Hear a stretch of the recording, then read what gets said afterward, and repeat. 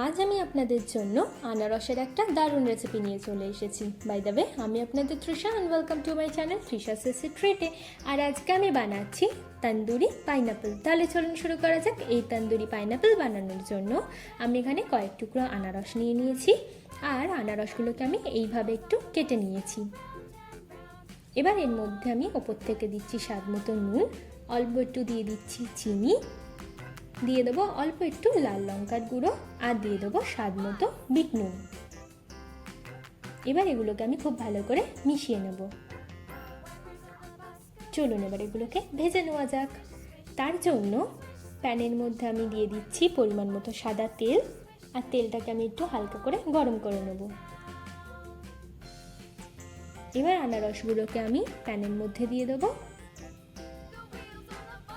আর এপিট ওপিট করে আমি আনারসগুলোকে ভালো করে ভেজে নেব।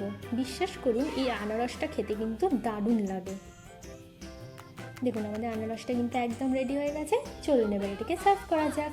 আমার ভিডিওটি যদি আপনাদের ভালো লেগে থাকে তাহলে প্লিজ একটি লাইক করবেন, প্রচুর শেয়ার করবেন, আর এরকম আরও ভিডিও পেতে আমার চ্যানেলটিকে সাবস্ক্রাইব করবেন। টাটা।